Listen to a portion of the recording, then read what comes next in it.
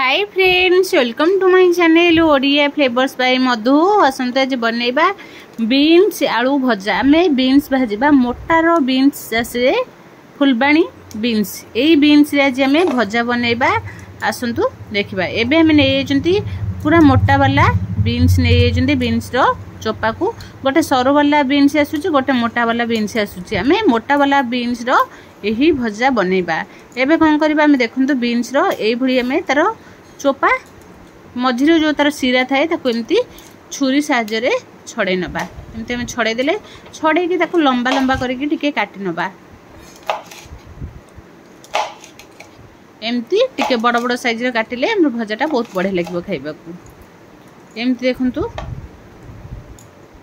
पूरा कसी बीन्स नेबे। कसी बीन्स नेले खाइबा को बहुत बढ़िया लागबो। जदि पाकळ होई जाइथिबो बीन्स, से बीन्स रे हम भाजीबानी। एमती मोटा वाला बीन्स बहुत कणिया कणिया आसे, एते बुढ़ा भी आसी न थाए। एमती आमे बीन्स को मझिरु काटि नबा। एमती टिके बड़ बड़ साइज करे काटि दबा। ता सहित आमे नेथिले दुईटा आलू को भी चोपा छड़े की बीन्स आलू को धोई की हम रखी देचंते अलगा अलगा करकी। एबे कोन करबा, कढ़ा को गैस पर बसेबा। कढ़ा हमर गरम हे गेला पारे सेतरे 2 स्पून दे दबा तेल। 2 स्पून तेल दे सला पारे 1 स्पून दबा जीरा। जीरा को टिके भलो भाबे भाजी नबा तेल रे। भाजी देले एबे कोन करबा, गोटे पियाज को हमें पूरा चुन चुन करी काटी देथिले, गोटे पियाज को पके दबा। आमे तो भजा बहुत प्रकार खाइबे। एही तरीका रे थरे बीन्स भजा बनै के खांतु, पाटी रु छाड़िबो नाही। एबे पियाज को भलो भाबे टिके तेल रे भाजी दबा। पियाज हमर बढ़े से भाजी गेला पारे एबे आदरे आलू पियाज को एते पूरा गोल्डन ब्राउन कलर करके भाजीबेनी। पियाज टिके टिके कंचा थिबो। एबे हम 2टा आलू काटिथिले बड़ बड़ साइज रो आलू को आगे तेल रे भाजी नबा।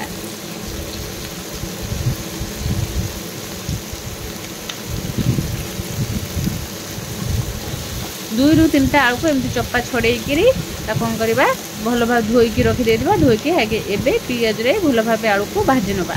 बीन्स हमें पछे पकेबा, आगे आलू को तेल रे भाजबा। आलू टिके सिझिबा को टाइम लागबो, बीन्स हमर शीघ्र सिझिबो।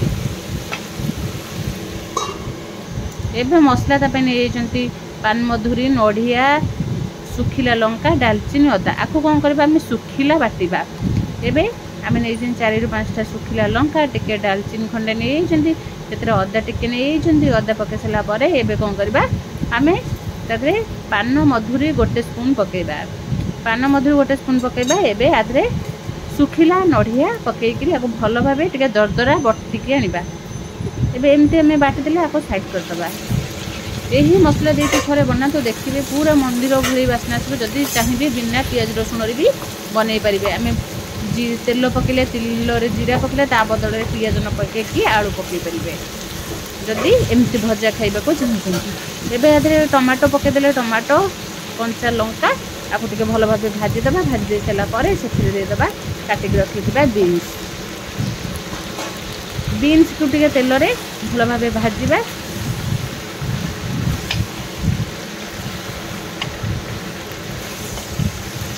एमती टिके एपट सेपट करके भल भाव भाजी नबा। भाजी देले भाजी देखी एबे कौन करबा गोटे घोड़े दबा। बिल्कुल आधे पानी दबा नहीं। यही धीरे आमर जिते गैस को आम सिम रखीदबा, आमर आपे आपे बीन्स रु पानी बाहर के आलू सीझीज। एबे देखंतु आमर बीन्स आलू सीझी सीझी आसलानी। एबे कौन करबा आउ टिके ताको घोड़े नबा। एमिति भजा भाजिले छोटू बड़ समस्ते खाइबा को बहुत भल पाइबे। कहीं नड़िया पड़ी सहित पान मधुरी पड़ी, यार जो फ्लेवर पूरा मंदिर मंदिर बास्ना ही आसब। एबे पकईदेले आम हल्दी पाउडर 1 स्पून, स्वाद अनुसार लुण पकईकी आउ टिके गोलई नबा।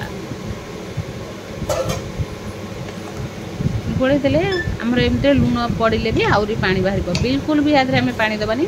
गैस को सिम रे रखिकी भजा को भाजी नबा। चाहिए खाली बीन्स भी एमती भाजी पारे, आलू को न पकेले भी चलिबो। एबे देखंतु हमरा आलू भी सीझी आसलानी। एबे आउ टिके ताको गोळे नबा। गोळे के एबे कोन करबा आउ टिके ताको घोड़े दबा। घोड़े की ताको 5 मिनिट पई छाडी दबा।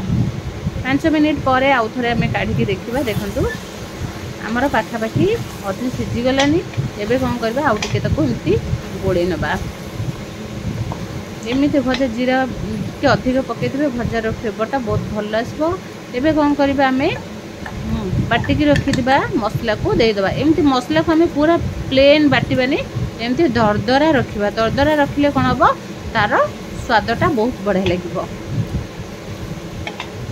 एबे आपको एमती मसला पकई सारापर आलू बीन्स को भल भाव मसला सहित गोली नवा।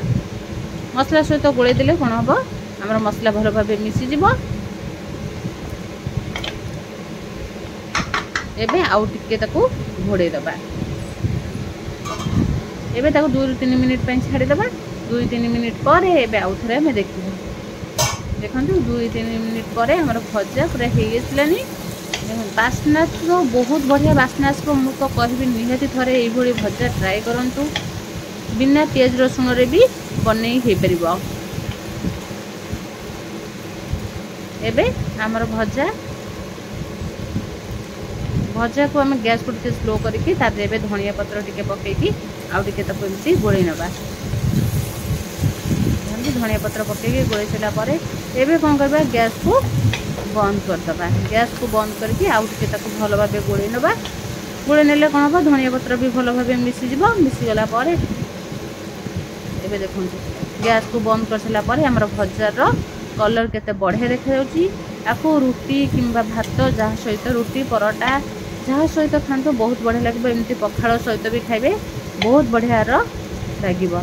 एबे कौन कर आउ टिके ताको गोळै देबा। गोळै देकी आको एमती आम खेळेकी टिके रखिले टिके जेतेबेले आमको गरम थिबा अवस्था को घोड़ैबानी एमती फांका रखिबा। जदि भल लगे लाइक शेयर कमेंट सब्सक्राइब निश्चय करिए।